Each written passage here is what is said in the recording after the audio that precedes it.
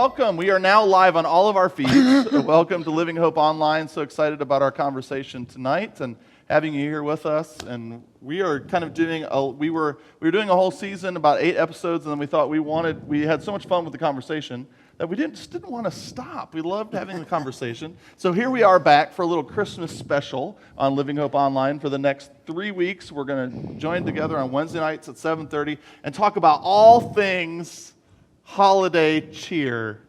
We have a special guest with us tonight. To our left, the Grinch A. Chrysler. We're so excited you're here with us tonight. Patrick will have a unique perspective on all things we chat about for the Christmas seasons. But we're going to just spend 3 weeks just talking about the topic of the holidays, Christmas, how it fits into our faith, how it's changed over the years, how it fits into who we are as people, who we are as traditionalists. We love our family traditions and stuff, but also how the world has changed what Christmas is as it pertains to our faith and what we believe Christmas is all about. So excited about having some of that conversation tonight. But before we get started, I want to orient you a little bit to what Living Hope Online is all about. We meet and have conversation about faith topics. And our hope is that you are chatting right here online, and that we will interact with you, all the folks that are joining, Todd and Terry, Larry, Beth, Sonia. We're so glad you're here joining us. So our hope is you can interact with us, type with the host, ask questions, engage with us, and we'll try to pay attention and engage with some of your questions and comments online in real time. So why don't we just start by introducing ourselves. I already introduced the Grinch over here. Patrick, why don't you start, and we'll just go right around. Good evening, everyone. I'm Patrick. Good evening, I'm Mary. Oh, you're not I'm John. I guess I didn't say my name. I am John. Thank you for joining us tonight. I'm Justin. And I'm Susan. Good evening. That's awesome. All right. Well, I was playing one of my favorite my favorite movies during the holidays is when they play the 24-hour marathon of A Christmas Story. So that's kind of how our holiday rolls. We get up, we do presents with the kids, and then we go over to the grandparents. We open up presents, eat these sausage ball things that are so wonderful, and then we just sit down and watch Christmas Story over and over and over again on repeat. And one of my favorite things to do ever. So I love that movie. And one of my favorite scenes is when this wonderful dad wins his contest and gets his major award. I identify with this so much. I actually have some decorations. If you see it down there in the front, we have some major awards that I have in my office year-round because I just love. And Fragile. When I was watching that. Must be Italian. Yeah, I was thinking about, it was a few months after Christmas, and I was getting in the fridge and looking, I forget what I was looking for to eat, but I looked in the side where our butter usually is, and I said, Heather, what's this new butter we have? It's called Promise. And she looked at me. I said, what's this Promise stuff? And she looked at me and kind of turned her head. I said, what? And she said, you mean promise? And I felt at that moment that me and, what's the dad's name? I forget his name. In Christmas Story, I'm a terrible fan of the movie. You watch it that many times. We were in that moment, Fragile. I just love that movie because for me it represents, and there's so much stuff going on in that movie, but something I wanted to bring out for our conversation tonight is the dad has this ideal of his life. So it's culminated at this moment where he's now, his whole identity is wrapped up in the success of winning that major award. And then if you know the movie, I don't want to spoil it for people, Carrie, one of our hosts, now let's talk about this. Yeah. Carrie, who's online right now, how many people, if you're online right now, raise your hand or hit like or something or love across the screen if you have seen the movie A Christmas Story. The one hand that will be missing will be Pastor Carrie. And I don't even know what to do with that. But spoiler alert. Yeah, spoiler alert. He gets the major award. He puts it in the front window because obviously it should be in the front window. It's his major award. And she, behind his back, knocks it over and shatters the lamp. And I think this is a perfect metaphor for what I want to talk about tonight, how we oftentimes have an ideal of what we want Christmas to be, and then it's broken or not what we had hoped it would be, and how do we live in that whole situation of life. And so let's let this topic kind of cover all kinds of things, fun stuff, but I think it also could pertain to some in the holidays. A lot of people deal with some really hard stuff around the holidays: grief, loss, A lot pain, of depression. all those things that represent the brokenness of the ideal that we had hoped for Christmas. But before we get to that, maybe why don't we just start by just talking about some of our favorite Christmas memories? Anybody want to share something about your favorite Christmas memories, maybe your favorite Christmas tradition, or your favorite movie? Online, we'd love to hear what you have to say as well. I have one. It's a real life story. We'll do it. Share away. When I was growing up, we were always in church on Christmas Eve.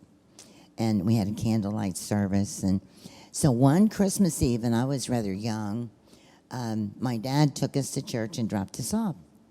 And while we were in there, it snowed like crazy. Now, I'm from Aurora, Indiana, and that sits down in the valley. So to get anywhere, you got to go up a hill. Yeah, and it was a really steep hill that we had to do to get home. So Dad picked us up. We started up that hill and just slid. We couldn't go anywhere. And Dad didn't get aggravated. He just said, well, I hope Santa Claus didn't come tonight. We can't get there. Can you believe doing that to a child? So he tried like a couple of times on that hill, and finally he said, well, we're going to have to go around town over to Trester Hill, another hill, and take this 10-mile gravel road back to where we lived. And he kept saying that the whole time. Hope Santa Claus hasn't been there. And so I was getting really nervous in the back seat. I don't know, but I was pretty young.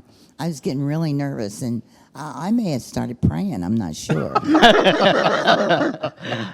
But we got there, pulled up, and went in, and guess what? Santa Claus had left gifts all over that living room. Oh. Yeah. Yeah. Big sigh of relief. Magic.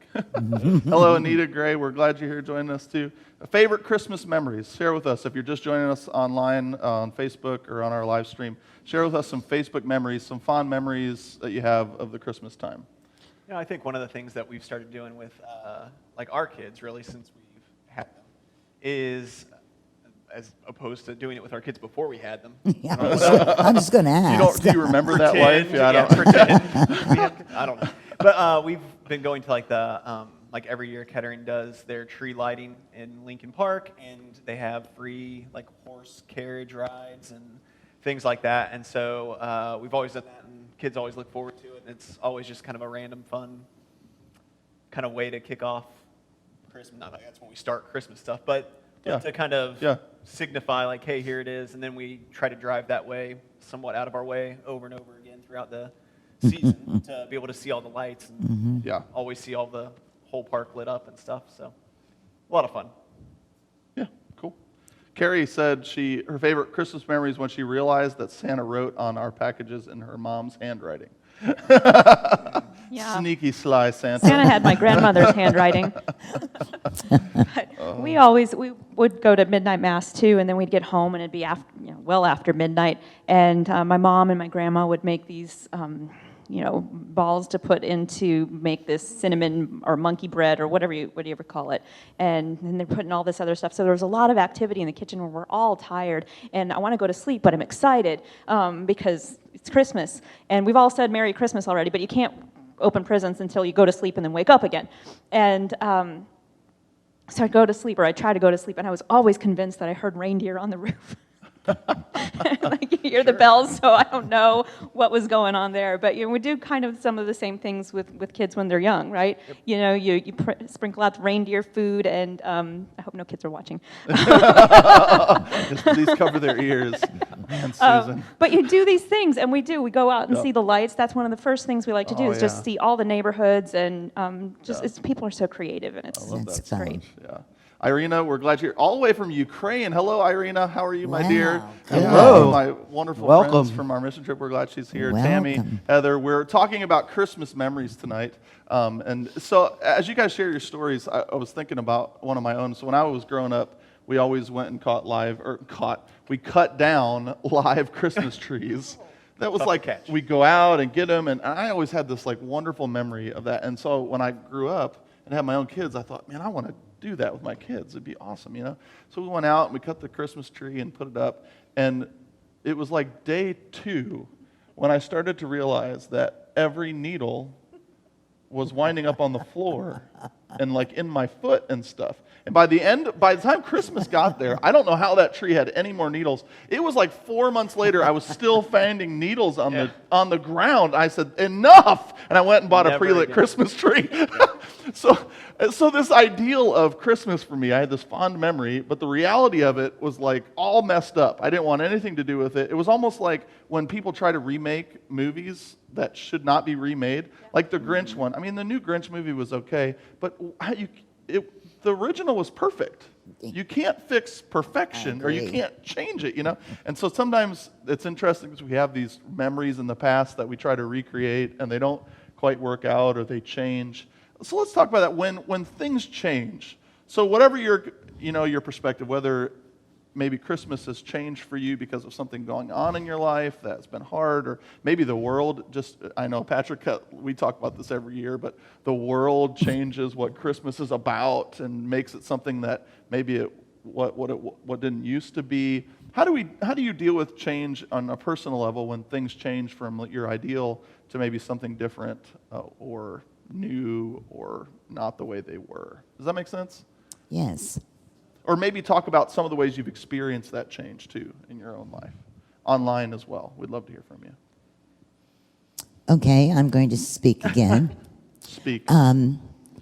Well, when I was growing up, of course, Christmas was at home, and my parents always made a big deal of that. So then when I had children of my own, it was a big deal, and I was just, every little gift was just joy for me, whether it was mine or not. And then grandchildren came, and then, I hate to say this, but I've got great-grandchildren, but children filling the house, and the good smells when you're cooking, and the joy that you see on the kids' faces. Now, I don't have that so much. My children are middle-aged, I should say. Their children are grown. And so the next generation, I don't see as often as I used to my grandchildren. And it makes Christmas so different. Yeah. It's quiet. It could be lonely Yeah. if you let it. You just have to work through that. But it's certainly changed. And it's changed a lot economically through the years I've lived. Yeah. It's much more commercial than it used to be, I think. Or they didn't let me know about it. I'm not sure. So that's the change that I've made. Yeah. That's really good. I imagine a lot of people can identify with that, Mary. Just the shift throughout the seasons of life and how your time changes, and how we spend time with people. Anybody else? Yeah, What do you think? Go ahead, Patrick. Well, yeah, I was going to say, because I was going to say, first I'm going to say what my fond memories were of Christmas, and that was seeing family that we only got to see once a year, and was more the conversation and sharing a meal together was what I thought of the most. Even as a little kid, didn't quite understand it at the time, and hated, wanted to stay home and play with our presents, but didn't quite understand it. But once we got there to Grandma's house, where the whole entire family was, and saw cousins that we hadn't seen, great-grandmother we hadn't seen in a year, and just that was what my best memories were. To me, that's what Christmas was. And then trying to do that as you get older got to be more difficult, because like Mary said, it's become commercialized. Now it's, well, how much joy am I going to find in this present? Yeah. How much money can I spend, and how happy is that going to make the person I'm giving it to? Or, it almost has become like a contest now. It's oh, well, I bought a $100 gift for, Aunt Susie, and she spent $20 for me on these, stupid shirt or whatever, Yeah. So it's kind of, Yeah. it's not what you expect. It's like, at least for me, it's like, They expect to have, oh, hey, it's great to see you again. I haven't seen you in so long. Oh, tell me, what has been going on? And, let's discuss this while we're having a meal. And, so, yeah. Sabrina, Jared, Matt, Ruby, we're glad you're here. We're talking about just how Christmas, our memories of Christmas or traditions have changed over the years for the good or for bad, and how we just relate to that as a people and in our world to how the world has kind of changed what Christmas was meant to be. I hear you kind of talking about, the memories of, or that Christmas is about relationship, about people, and feel like the world has kind of shifted our focus from that. It's interesting though, I think people still love being with one another. I just think we've shifted like how we show that love of being with one another, whether it's more materialistic than it ever was. I don't know. Yeah, I think people talk about, you need to focus on the presence, not the present. And the presence, the first one is with the CE and the presents instead of the ones that are wrapped with the TS. And I think a lot of people have lost sight of that because they are so focused on, what I'm going to get this person. And it's very stressful. I mean, it is. It's December now, and when do I have to get to the post office? When do I have to get this shipped? Oh my gosh, do we have something for this cousin and this cousin and this aunt and this uncle? And do we have the same amount of toys for the kids? Each of the kids, so nobody's left out, and so we can go around and all this. And it becomes a stressful time when it shouldn't be. And so I think focusing more on presence and being with each other and really stepping back for a minute and saying, what is this really about? It's not about quantity. It needs to be about quality. And even with the presence, it's like, don't just get me stuff to get me stuff. I want you to have put thought into it. And it's like, this reminds me of you. I'd like you to have it, or something like that. Because I think we've gone away from that too. Yeah. And I think there's starting to be a little bit of a shift. Just I don't know if you consider it generationally or what, but I think there was, for me growing up, it was definitely like, the more we get, and then there's like this time frame-ish around probably a little bit older than me to even a little bit younger than me, where I feel like that was such a crunch. But I feel like, and maybe just economy has to do with this, but I feel like there's people that are maybe roughly my age that are having kids or have had kids, that they're starting to be a little bit of a shift in that mindset almost, where, it's not just about more. I'm not saying across the board, but I think I'm seeing that more than what I ever felt like I saw it growing up. Like a slight shift back towards, hey, it's not necessarily all about just blasting everybody with as many presents as you can, or going into further debt than you maybe already are to try to make somebody happy. But it is more about traditions and what you can do with each other and things like that. I'm not saying it's perfect, and I'm not saying it's everyone or across the board, but I do see that more and more than what I feel like I've been used to maybe as like a 20-year-old. I think I'm recognizing that more out there. And so I think that's a good kind of shift back maybe in a more relational direction. I'm not going to say better, but relational. Yeah. Well, I think the family really isn't like it used to be.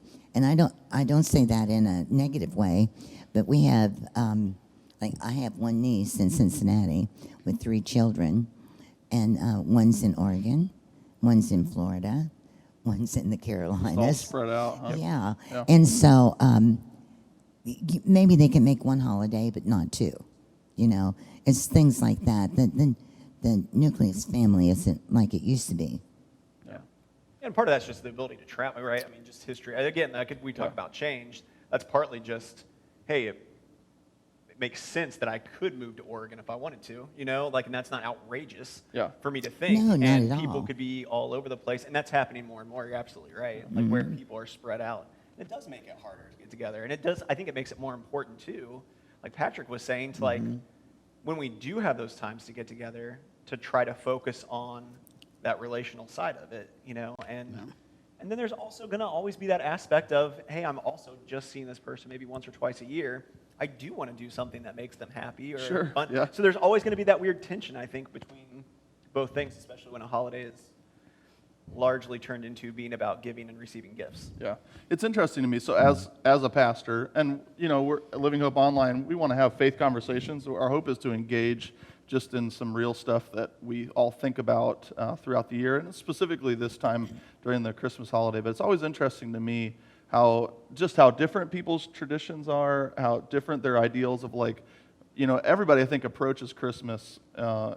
If you're kind of in the place where it's not really deeply painful, I think there's just a group of people, and we're going to talk about that next week, where we just have this whole segment of the population that just descends into a hole and gets away from people because Christmas and holidays are just deeply painful, right? But then there's this the rest of the kind of folks that it doesn't invoke that kind of emotional response. We just have this perfect picture of what we want. Like when I wake up with my kids, I have an idea in my mind of what I want that to be, especially if I plan to get them something that I know, speaks to them or something they really want. I have an imagine in my mind what it'll be for them to wake up and to get it. And I can even, as I say it now, I can see Morgan and Marley and Mackenzie's smiles and all that kind of stuff. So I have this picture of what I want it to be.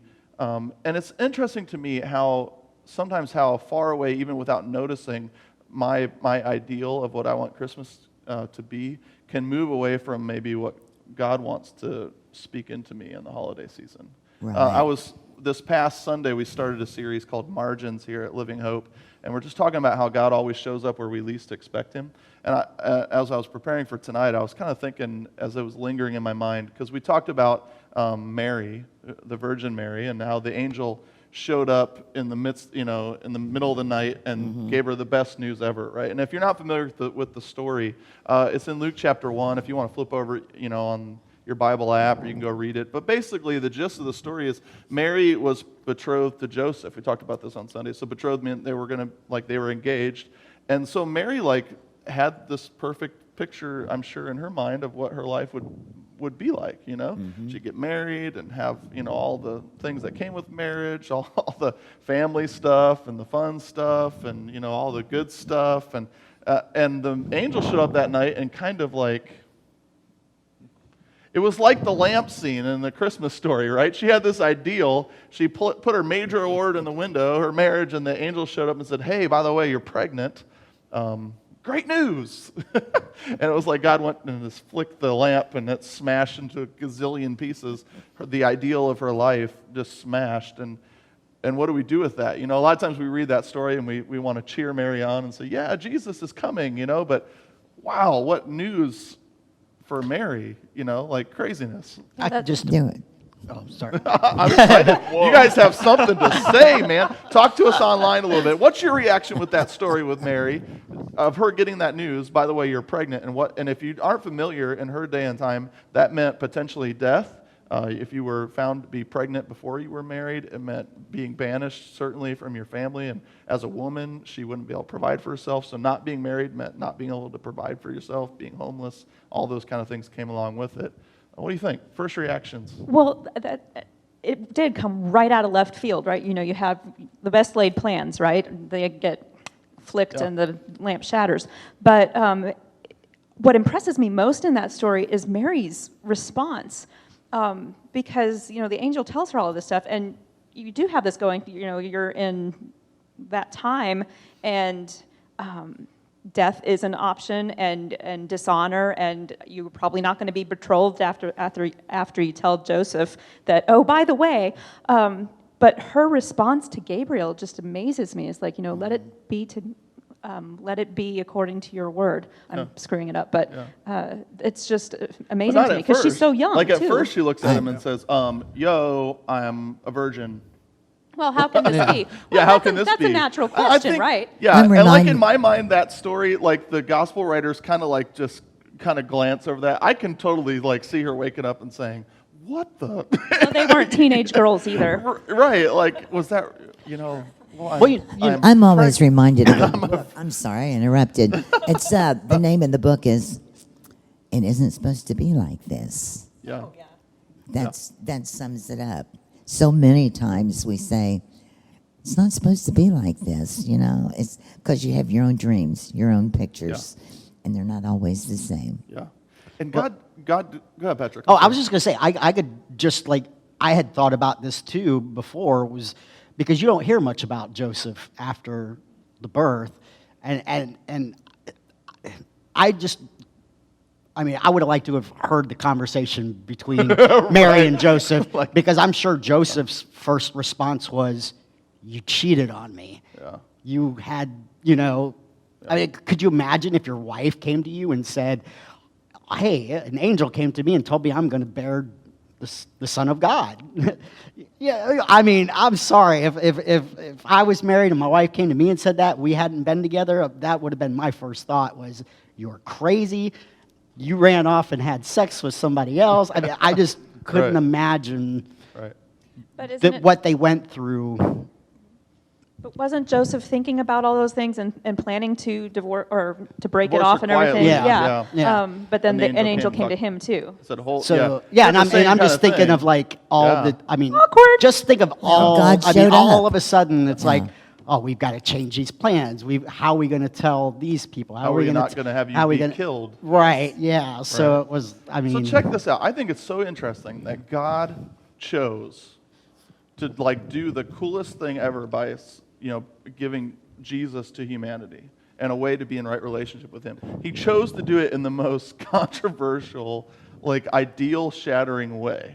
Right? He took this poor couple's life and the perfect trajectory that they had, and He tipped over their major award. It shattered into a gazillion pieces, and they're left with what? Well, I mean, our series big idea is that God always shows up where we least expect Him. I guess Yeah. my point is tonight, sometimes when God shows up where we least expect Him, we don't always, it doesn't always make sense, and It's our not first always reaction good. isn't always Yeah. what are you doing, Well, and I think one of the things that it does too, and again, we gloss over it because it's easy to know the rest of the story, right?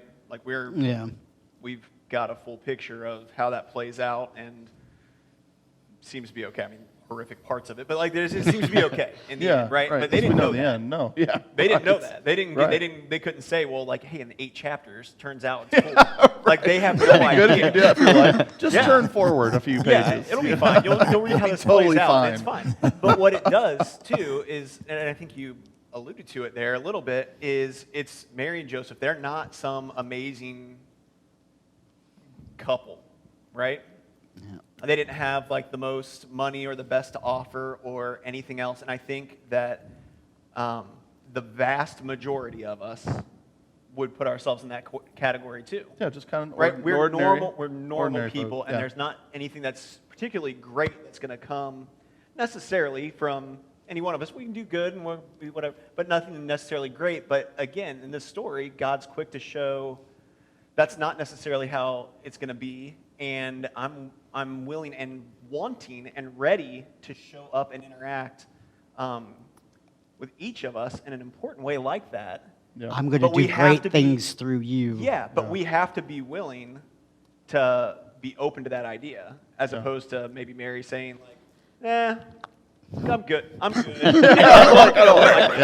probably wouldn't have happened that way. By the way, hi Georgie, Janet, Shelly. We're glad you're here. Jane and David. We're just talking about our Christmas ideal and how God enters in sometimes and monkeys things up, and what do we do with that? Susan, you're going to share something before I interrupted you. Well, I think, you talked about, Mary's getting this message now, and if you flip forward several chapters, you see what's going on. And it struck me that Mary was in both scenes. She was there for, hey, you're going to bear the Son of God, and He's going to do great things. And then she was there at the end when, hey, wait, what? That's right. Where's that promise? Where Yes. is that promise? Yeah, so I Yes. can't imagine what she's thinking through all of this. She ponders lots of things in her heart, right? But what is she thinking when she's kneeling before the cross there at the end? And I mean, it's what does this mean? And talk about it wasn't supposed to be this way. Right, Yeah. Talk about a exactly. lamp shattering, Yeah. right? You're thinking. But I wonder "No, too. wait." I wonder too because Mary's the one waiting at the tomb and stuff, and she's the one who sees Jesus for the first time and goes and tells the other disciples. I wonder if her situation at the beginning prepared her for the end. Like A how? different, yeah, thank you. But standing at the foot of the cross, what if that God moves in ways that we don't expect, Oh. that He shows up where we don't expect Him to be, and I think yes, but I think Okay. at the same time, right? That doesn't, and I think that's kind of the point, yeah, isn't it? And Right. she's there and she's experienced stuff that some of us have never experienced, none of us will ever experience. And I she's hope had not. some really crazy. Yeah, it's gonna be a problem for me if like all of a sudden somebody tells me I'm pregnant. But that didn't stop her from being just terribly, terribly heartbroken. Yeah. That it was playing out. It's not like she was sitting off to the side and was like, no, it's fine. Like, this is all good. Like, we've got it covered. Like, it's covered. It doesn't stop us either today from knowing what God can do and has done in our lives, or we've watched him in other people. But it doesn't stop it when terrible things happen from us feeling bad. It doesn't block us from the emotions of that. And God's okay with all of that. Yeah. I think that's the thing. Like, it doesn't have to be like, oh, I came through for you once 30-something years ago, Mary, when I showed up in a dream and told you a little bit play-by-play what was happening, Right. and now you're sad, so you should be fine. Like, Right. God was still like, oh, no, this is still awful, and I'm still with you in Yeah. this moment. Yeah. I think what I'm trying to get at tonight, and maybe we can talk a little bit about this, is that like Mary had her ideal, God came and shattered that, but it wasn't like to break her dreams down. It was to help her see a new way or a new ideal. And I've been thinking about this question a lot, is what if we let God come in and change whatever our ideal is for Christmas this year? Like if we let him come in and knock over our major award of like what we view our perfect Christmas to be, if we let him knock that over and enter in maybe in a place where we least expect him, our happy Christmas tradition, whatever it is, and we let God in there and asked him to show us maybe his ideal for our Christmas experience this year.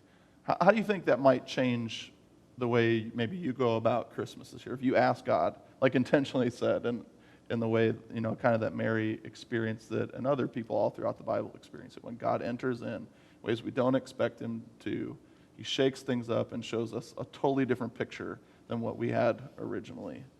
What would maybe Christmas look like if we allowed God to do that? Online, what would your Christmas maybe? How would it change? How would it look different?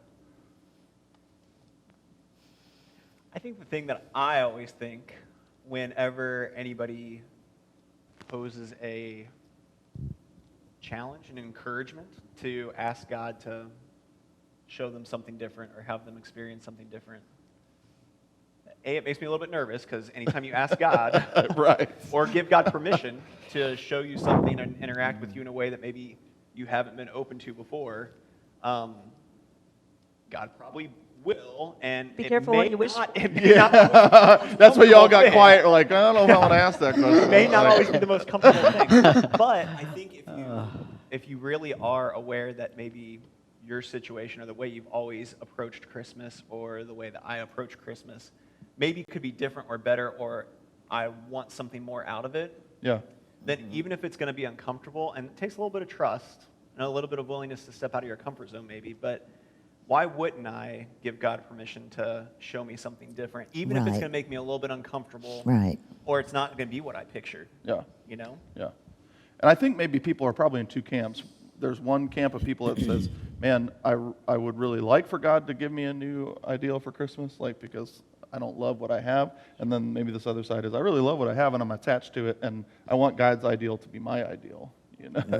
Right. I wonder which one you land in. I'm probably over here. I like really love my Christmas traditions, and I'm not so anxious to say, hey, God, tip over my leg lamp, and break it. I don't know, because it's maybe hard for me to picture something being better. But that's really like God loves to do that. He loves to take even the things we think are the best. Like for Mary and Joseph, I'm sure they thought, like, they were so excited about their life. And God came in and broke that whole image for them. Yet what he gave them was so far beyond what they could imagine they would ever get to be a part of.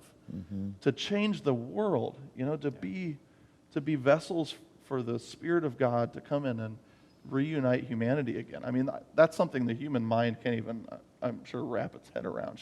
Mary was so overwhelmed by the time she got two chapters down later in her life. She was like bursting with, singing and praising God for all his promises. And I mean, that's because of just being overwhelmed with this new thing that God was doing in her that she would never have imagined just however many months before when the angel showed up and shook her life up, Stunned silence. Well, I was just thinking it's during the, I'm thinking, during that 9 months that she had a lot more wisdom than she ever had before and a lot more clarity just because, she literally had God in her. I couldn't imagine how she felt, And weirdly, talking being next to God, or Yeah. and yet weirdly pressure, I would imagine, right? And we talked about people moving away, and that's their experience, right? They end up, again, spoil another, I almost said Toy Story. Spoiler alert, initial Christmas story, right?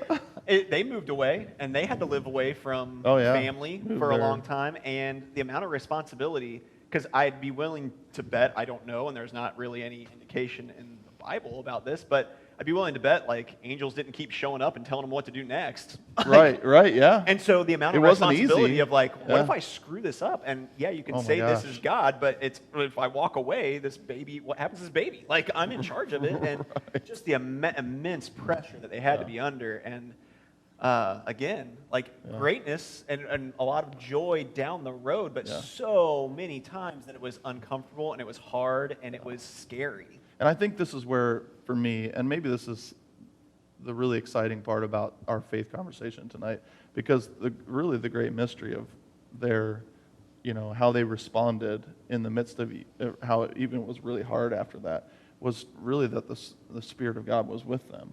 And you say that we can't imagine what that would be like, but really the cool part about what Mary, through Jesus brought into the world was that God is with us now.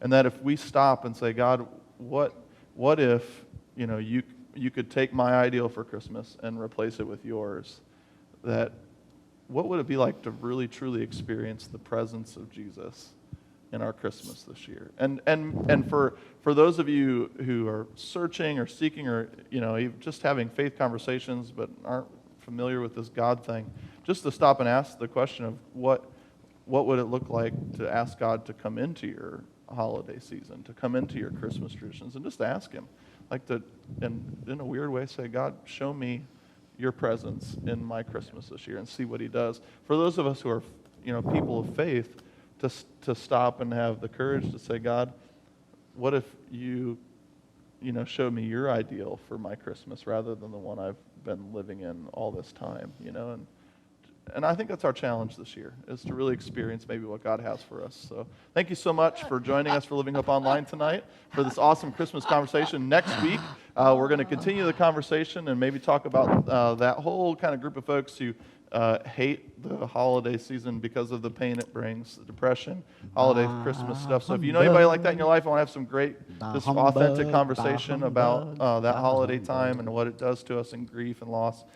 We hope you join us next week. We hope it'll be encouraging to you. Again, thank you for joining us on Facebook, live.elivinghope.com. We will be here next Wednesday, 7:30 p.m. to be here right again together. And we hope you join folks. And you can do that several different ways. We love creating watch parties on Facebook because conversation is about community. So we want you to reproduce that at where you are at home. Invite somebody to join you. Invite your watch party, your friends to get online together. Have some great conversation because we believe that's where faith really takes hold in our lives. So thanks so much for coming. Let me pray for you as we leave. Heavenly Father, God, thank you for tonight and for your Spirit here with us leading our conversation. I pray for our audience tonight out on the online world here live, God, that you would help us.